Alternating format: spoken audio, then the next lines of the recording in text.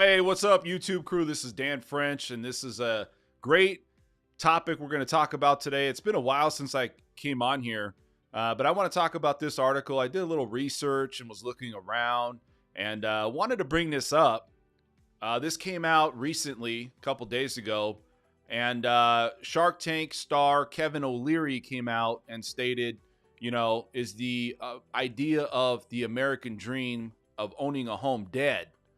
And what's the culprit, right? What is the real reason why a lot of people are talking about the American dream of owning a home is dead? So we're going to get right into that. I think the problem out there is there's many reasons. The biggest reason of what Mr. Kevin O'Leary was saying is that interest rates have gone up.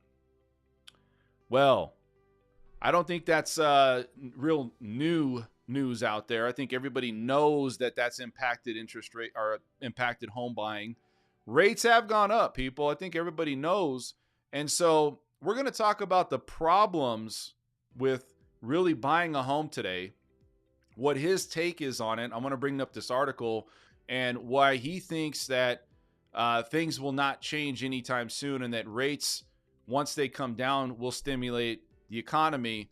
And that's stuff I've been talking about for a long time. So I don't know, if he's just coming or getting this information now. But let's go ahead and get right into this because, as I do agree with him, this is really old news, but it's something that came out recently. So when you look at this, it says Shark Tank personality and investor Kevin O'Leary boils it down to interest rates. And he says, what's changed the cost of housing is the rapid increase 2 years ago in interest rates. Well, I think everybody knows that. I think there's a lot of other things, though, why people are not buying. It can't just be interest rates. The anticipation of rates would come down over the last 12 months did not happen. I think a lot of people, he's talking about the fact that, when the rate on the Fed's fund rate wasn't cut, or they haven't been cutting as aggressive as they said they've been doing or will be doing. He said that strongly impacted the mortgage rates and people buying a house. And, although that is somewhat true, it's not completely true. Okay. What people don't understand is the Fed funds rate, which is a short-term bond, does not directly impact mortgage rates, which is a long-term bond.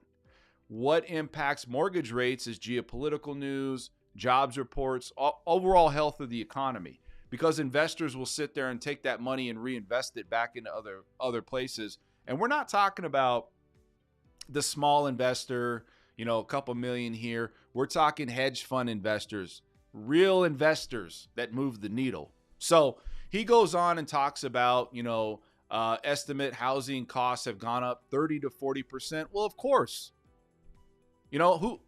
Look, unless he was living under a rock, these things are out there. People know this. And so I don't know why he's bringing this up now.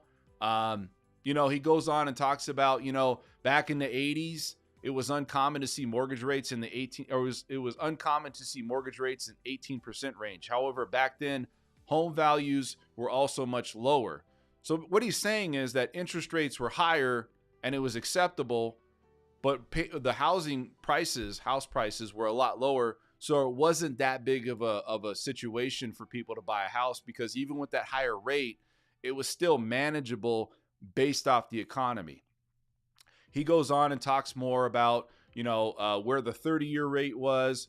And, we talk about what the average household income needs to be today. It's about $100,000, right? That's kind of been a terminology that people have been asking, like, okay, what can I buy today? Well, the average median price home for most of the U.S. to be safe, yes, you need to make about $100,000 per household income, because of the combination of prices of homes going up and interest rates going up at the same time. So he goes on and talks about more about this. And, so what he's saying is if the dream is unrealized, it's true now that it's a very difficult time to buy.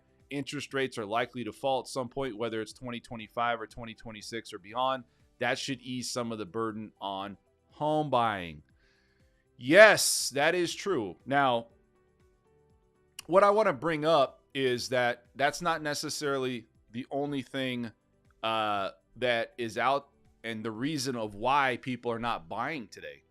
I think there's a lot of people out there today that actually can afford a home. They can afford the mortgage payment. They can afford sustaining this huge increase in inflation and things that we've seen with gas and food and all these other things. And I don't see any sign of it stopping. But is it smart? That's the question. Is it smart to buy a house today? And unless you need shelter, and unless you're willing to, like, if you're living paycheck to paycheck, or you'll be mortgage broke going into this house, that's a hard decision to make. That is a hard decision to make. I had a lady that I was talking to about the fact that she wants to buy. She can't pull all the money together. And then even when she gets into the payment, it's very stressful. People don't like stress. They don't like that added pressure. A lot of people do when they're trying to buy a home, it's not just investors. Well, we'll get into that in a second. A lot of them are people that have already owned homes before, or they currently own a home. And where are they going to go if they sell their home? You can't replace a 3% rate. You can't replace a house that you had maybe $100,000 to $150,000 less in purchasing price that you bought 4 or 5 years ago.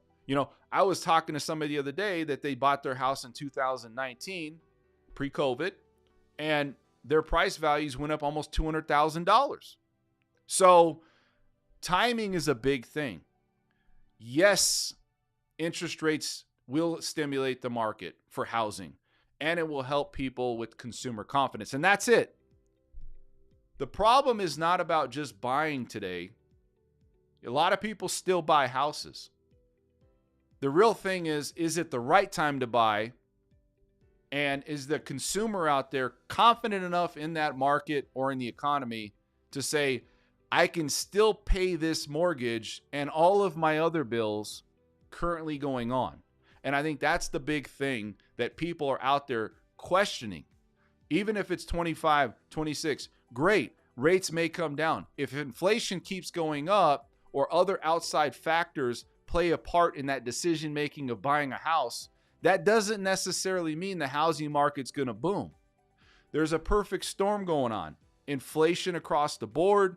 You got housing prices still remain high, and interest rates are going up or have gone up, and now they've leveled off a bit. But yes, that will push people back in the market. That ain't going to save every situation, though. And I think that's what people have to understand. So going back to it, the biggest thing here is rates are part of it. It's also inflation is part of it. The biggest thing for me is consumer confidence out there in the world, in the economic world, the economy itself globally. And so let's go into this. I want to show you guys a couple of things here when we talk about it. A couple of these people with comments, I'm just going to read a couple of them because I like to give my opinion on this. It's not all interest rates. Much of it started with people overpaying for houses during COVID, as well as too many speculative companies buying up properties. Pricing has been artificially inflated for the past 5 years. I never had trouble buying a house on a 6 to 8% interest rate. Okay, so yes, that's part of it, but consumer confidence was probably higher at that point. Supply and demand. If people want to buy a house with a 3% interest rate, that's cheap money.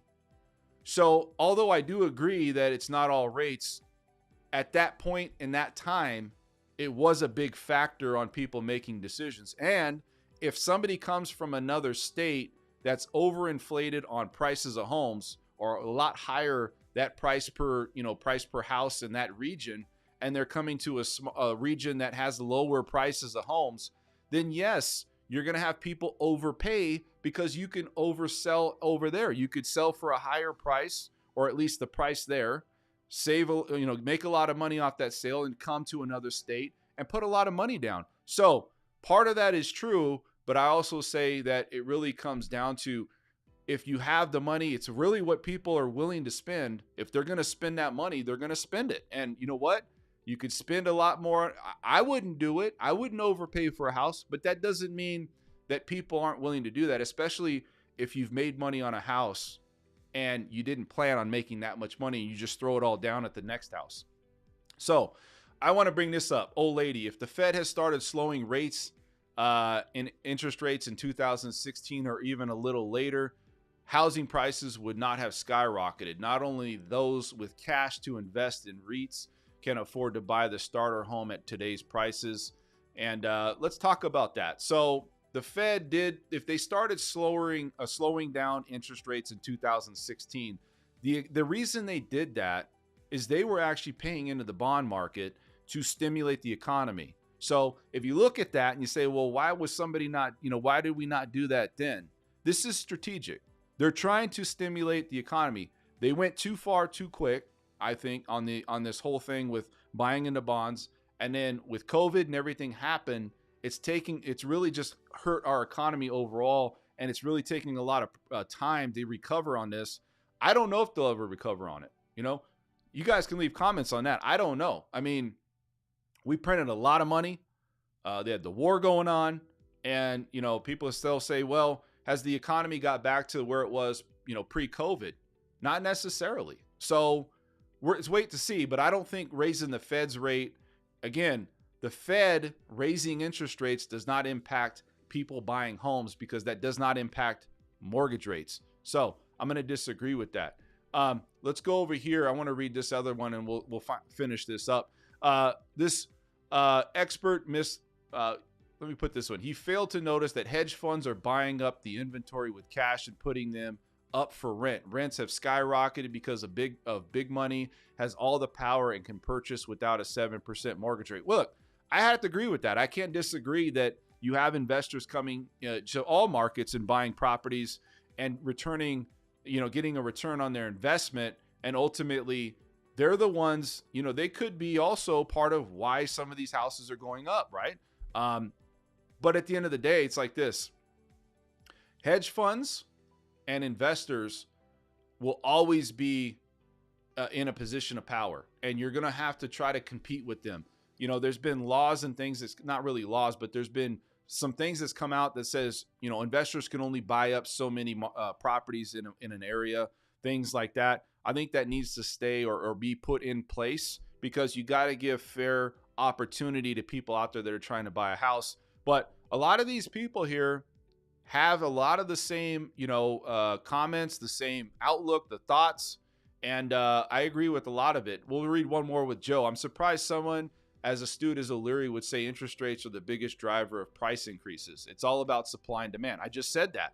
If you have more buyers than sellers, then competition will increase along with prices. We have huge backlog in inventory. Interest rates just add to that. Look, I agree. Again, it's also the market though too, right? And it's also what are you selling and where are you repositioning or readjusting from what market to what market or what state to what state. So there's a lot of there's a lot of overlaying factors that come into buying a house. My personal thing, consumer confidence is not there. The economy is not there as far as the inflation rate. People do not feel that they can live in a comfortable situation. So as you see with rates and you see with housing, it's going to be the same. Probably heading in after the election. I think that's going to play a big part, but I don't think it's going to change anything anytime soon. If you guys have any questions about this information, let me know. Please comment in the comment section and I'll get back to you. All right. See you guys at the next one. This is Dan.